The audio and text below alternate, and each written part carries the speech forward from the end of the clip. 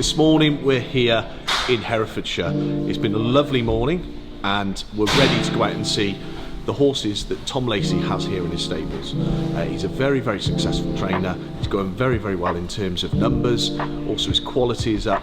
He has some good runners to look forward to. He's going to show us round. We're going to see some horses on the gallops, as well as a little bit of a introduction to his younger horses and some of those that you might already know of. Let's go and have a look.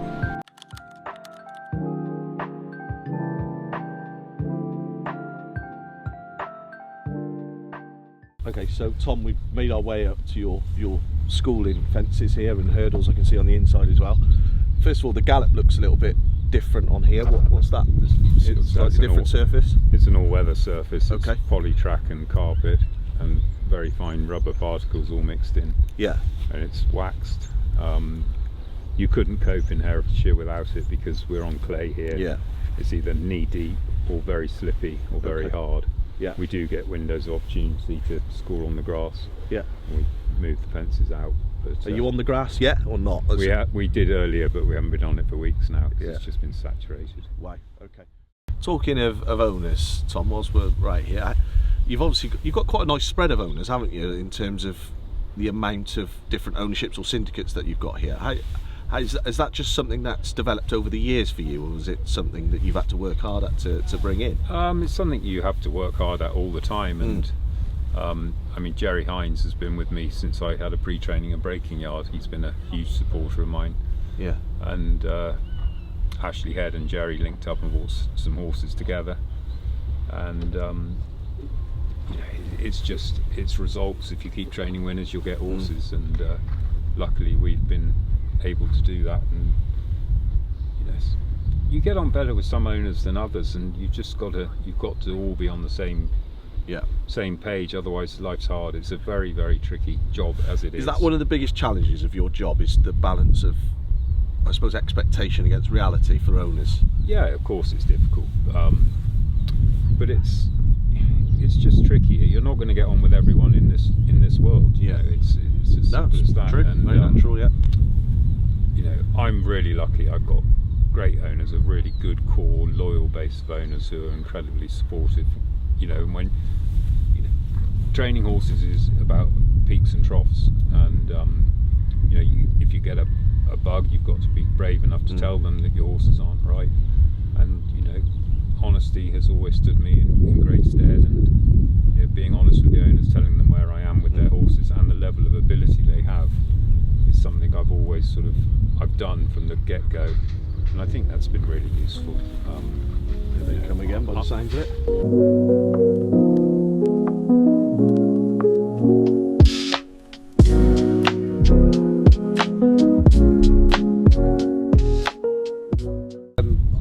Not just, I see your coat here, obviously your sponsor as well, not just owners, sponsors are a big part of racing as well. Not many talk about that because yard sponsors, silk sponsors, whatever it happens to be. I see you wearing silk, your branded stuff today. Are they the yard sponsor or the main sponsor? Absolutely. I mean, they're talking about owners, Mark and Ruth Sorrell. Yeah. They don't live a million miles away, but they saw the statistics of the yard and approached me about buying them a horse, and they've now got 5 horses here. It's amazing how it develops, isn't it? The bug hits. It's great, but it's what you need. You need fresh blood coming in all the time, because it's what allows you to grow and get deeper in depth. The depth of horses in your yard is really important. You can win as many races as you like Monday to Friday, but you need those horses to show up for you at the weekends and put your name in lights, and that's what's important. You've obviously had a few of those over the last, I suppose, 5 years really. Certainly some of the bigger names, if you like. I just want to take you back a little bit to your pointing days, because I know that's sort of where it mainly started. Do you ever miss those pointing days in terms of, I suppose, more of the simplicity of it, and was it easier to be a pointer trainer than it is a under rules trainer? Not necessarily. I mean, if you're training under rules, you've potentially got the horse for the future, and you can have another go in 3 weeks' time. But when I was doing the pointing, it was, they were bought to resell, and there's an awful lot of pressure to get them jumping you know, you needed every day between the sales and the day they raced to educate them and get them ready to roll. It was quite high pressure, but I love the young horses. I've always loved young horses. The dream's alive with them, and I love seeing them progress and do well. Stunning. It is. It's absolutely stunning, and the facilities we've put in. Yeah. If you can't get the best out of the horses here, Yeah. you're not going to get them. You're not going to get anything anywhere else, I don't think. Yeah, sure. I think it's obviously my first time coming here, and I'm just looking around and thinking, wow, you've got everything you need. Yeah, it's been a huge investment. It's been a huge I investment. It's not something that comes cheap, but if that's, you know, you can't do it on a shoestring. You know, the quality of horse that I'm fortunate enough to have, you've got to have the right facilities. And, you know, I believe we've got superb facilities. I don't think it's a yard that could take a huge number of horses in the sense of 100 horses. It's not set up for that. It was never my ambition to have 100 horses. You know, it does and easily takes 60, 65 horses. Yeah. Is that where you like to be? It doesn't. You don't really see the benefit of going beyond that, or you don't want to go beyond that, is it? Or do you want to go beyond that even? I'd much rather have 60, 65 good ones than 75 and 10 of them being, you know, mediocre. It allows me to keep a grip on everything. Okay. We did go up to 75 one year, about 4 years ago, and I felt that I wasn't on top of it as much as I like to be. Yeah. And I purposely cut back the following year down to about 64. Okay. And it was an intentional thing. We're down again this year on numbers a little bit, but I think that's just a sign of the times and, you know, the problems the industry has. So until some of those problems are resolved, there's no incentive for the man to own the lower grade horses. Are we talking prize money? Are we talking prize money, fixture schedule, etc.? I don't have an issue with the fixture schedule at all. I have a big issue with prize money. Yeah. I don't think any race, any owner should take home less than £5,000 to the winner.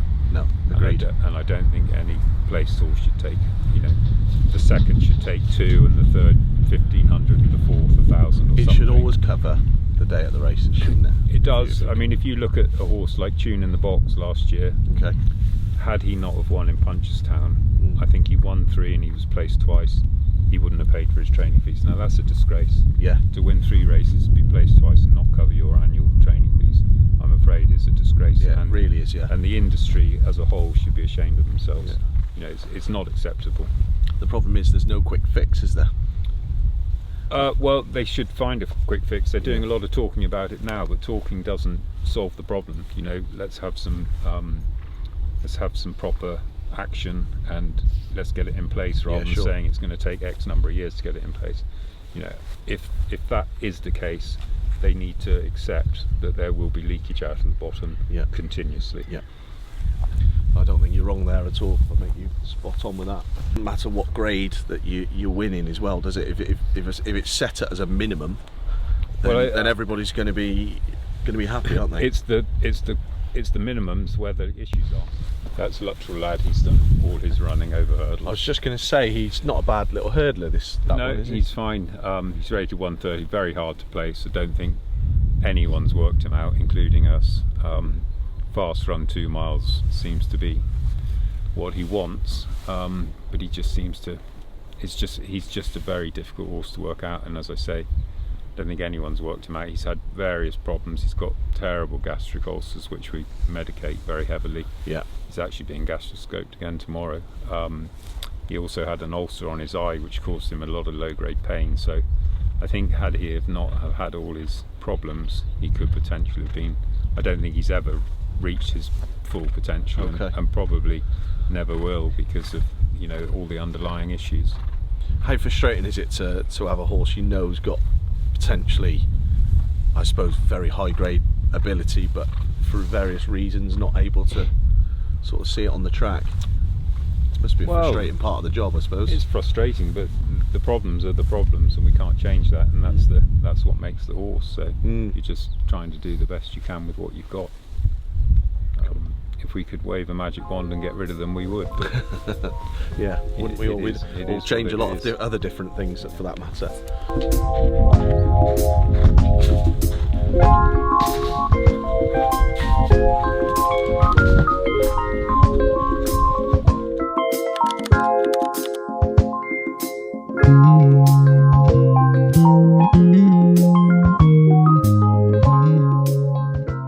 Okay, so we've made our way to the barns to have a look at some of Tom's horses. Tom, who do we have here, and tell us all about him. This is Piper Park. She's a filly. Okay. She won a point-to-point in Ireland, and we paid plenty of money for her in the Cheltenham sales. We ran her at Wetherby in a bumper, and I think we got it all wrong. We put a hood on her thinking that she'd be very gassy, and she wasn't. She didn't really pick the bit up. The ground was probably plenty soft enough for her as well, but it was a case of, sort of having a, as I say, she cost plenty of money, and in an ideal world you'd probably have just filled her up until the spring and summer grass came. But like with everyone, we wanted to see our new toy, and we ran her at Wetherby, looked after her. She ran okay. As I say, I think we rode her wrong, and we shouldn't have had a hood on her in hindsight. But she scored well, having run in a point-to-point. She has an entry at Uttoxeter next week, and Newcastle in the maiden hurdle. Okay. So expecting her to go well. Yeah, she should run well. Yeah, she's had a good summer break, and she needed it. Having been trained for a point-to-point, and then went up to Wetherby, so she's done really well in the summer.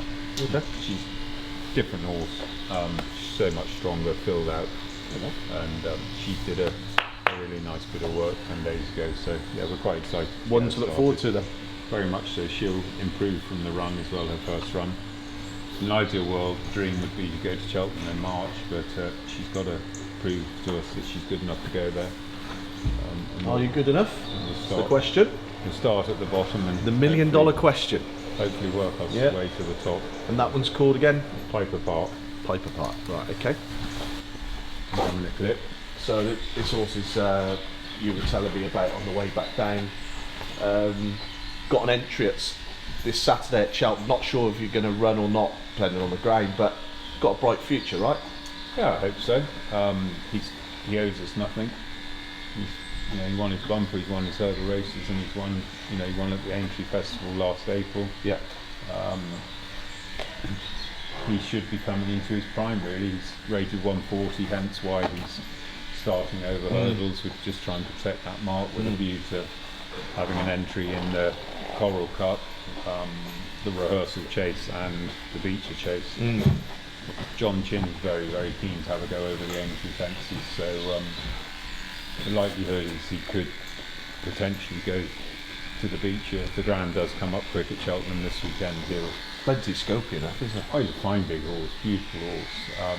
He could easily find himself going straight to the Beecher chase first run, something we did with Kimberlite Candy. Okay. He finished second in it twice. So yeah. I mean, being clipped here, but you can actually see, looks fantastic in his skin, doesn't he? Oh yeah, they've got great skins. Goes in at the mouth, cancer. Everybody loves a grey, as we always say. Who do we have here? That's Tune in a Box. He's a horse that really put the yard in the spotlight at Punchestown last year. He won the Full Circle Series race.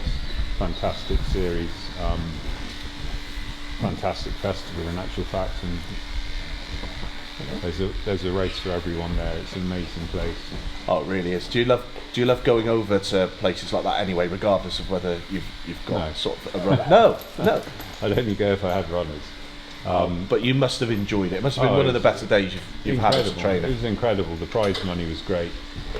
We had a great crack. It was really good fun. The whole syndicate of owners came. We stayed in the K Club, I think, and it was just fantastic. We had a lovely time. Punchestown looked after us. Did you take the clubs with you though? No. And he ran in the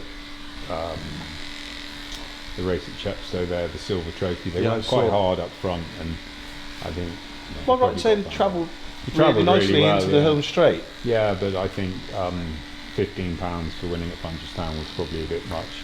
They have very kindly given us a token pound back. Oh, really? That's nice of a handicapper. Yeah, it's not going to help us a whole lot, but hopefully he can find his way again. We'll go back into our own grade now. I mean, the Silver Trophy was quite a deep race. Yeah. I thought it was a really good race, actually. So we'll go back into our grade and see where we are. Okay. Well, it's one to really look forward to if you can find the right race, I suppose. Yeah. Maybe end up back at Punchestown next year? Maybe. Yeah, maybe. It probably needs to come down and handicap to get into the qualifiers. And there's 0 to 115, I think, is the highest rating for a qualifier. So yeah, And so we've got a few other horses in the barn. Who else have you got that you would G show us? Clipper. He ran at Exeter the other day. He owes us absolutely nothing. He's been an amazing horse. He's danced every dance, won some great races for us. He won the. What did you think of his Exeter run? He went quite well, didn't he? I was pleased enough. Yeah. It was, he jumped so much better. He didn't really jump last year in Hunter Chases.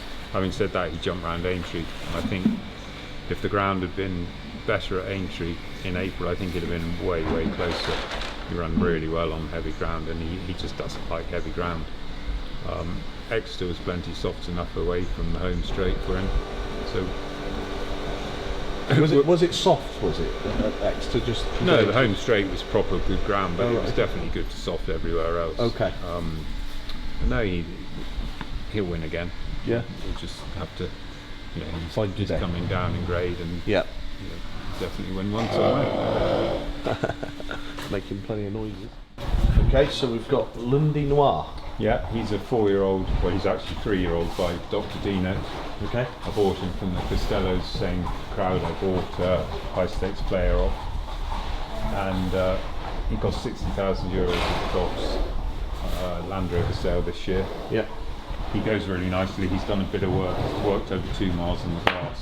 And the dream, whether it be reality or not, is to have a go at the listed bump at Cheltenham on New Year's Day. But again, he's got to show us that he's, has the ability to line up in a race of that nature. Yeah. But that would be the dream. Is that the junior bumper? Yeah. Something like 1 mile 5 or something, isn't it? Or slightly short of the. I think it's somewhere near 2 miles. I don't think it's a short distance necessarily. I think it's a 1 mile 7. I don't know. Yeah, I'd have to look it up. It's the race Glory and Fortune ran. Okay. Won several years back. But that would be the dream. Mark and Ruth Sorrell of Plumbing World, they love Cheltenham. They don't miss a meeting. And if he shows us he's got the ability to line up in, as I say, in a race of that nature, that's where we'd like to start him off. That could be exciting then. Well, we'll see. Slightly different setup to some of these barns. Is there any reason why it's just the way they're made, or is there purpose to The stables? Yeah. No, it's more for companionship. Although they've got the companion bars, we put these high gates in because had we have had a horse on box rest, we could swing one gate back and they could have had a double stable. But the people that put them in hung the hinges the wrong way, so you can't actually swing the gates back because the water bowls stop them going back. So we could change them around, but we've never felt the need to. No. Okay, so we've had plenty of conversations about lots of your younger horses, your breaking in of horses. We've come to the loose school here, which you obviously use for younger horses, presumably, and you'll tell us a little bit about what it's used for and how important it is. It's from the moment they walk in to the yard after the sales, we'd start long reining them, and then that very same day they'd come in here. All these bowls are on pulleys, so the barrels come out and the bowls go down, so they become trotting bowls, and we slowly creep them up, and they just go around literally loose, no tack on whatsoever, and they have to learn to adjust their stride and shorten, and they become very quick on their feet. And it also, they haven't got a jockey on their back who's trying to help them or be a hindrance more times than help. So the horses just have to learn to think on their own. And it's where all our horses learn to jump. I mean, Cruise Control, for example, when we ran him over fences at Ascot first time, he took every fence from the boards, having schooled beautifully down on the schooling strip. So we brought him in here every day for about a week, and what I think it helped him do was, well, I don't think I know it helped him, was it made him realise he had to shorten his stride and get up and over rather than just crashing out through them. So it was certainly instrumental in his development to jump fences. Hurdles were always a bit of an issue for Cruise Control because he just thought they were speed bumps in the road. But no, it's been fantastic. I mean, educationally, it's, I suppose, would any of your horses, younger horses that you've got here, go racing without without going through this process that we're looking at? No, never. There wouldn't be a horse in this yard that hasn't been in here. Yeah.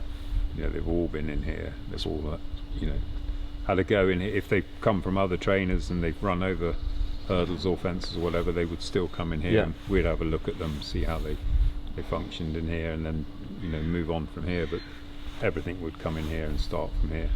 It's just amazing how the process of having a horse and getting it to the track is so unique to each trainer, but actually the importance of the steps that you have to take to get them there. It's not a case of just having a horse and go, we're good to go, is it?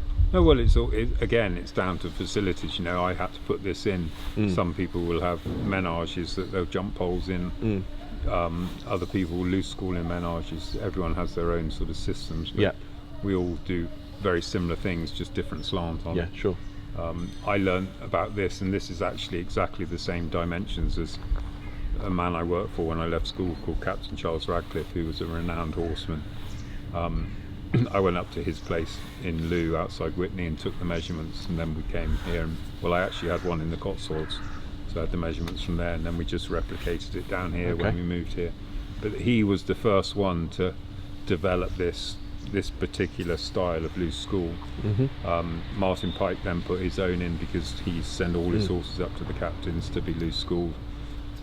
Henrietta Knight has one. I don't think it's the dimensions of this, actually. I don't think she copied Radcliffe's. I know Pike did, because I remember him coming and measuring it, and numerous others, and actually several trainers have come here and measured this and put their own in back at their own bases. So it's a proven, tested method, and I just think it is fantastic for the horses to learn where their feet are. And I think great for anybody who's watching our videos to see is quite simply what you've got here. What a morning this has been. We've had such a good time. We've seen some of the best views you're ever going to see at any training yard. Tom has been fantastic. He showed us around all of his facilities. They're quite incredible, to be honest, and one of the best we've seen. And I thank him very much for having us here today. We've had a great time, and roll on the next one.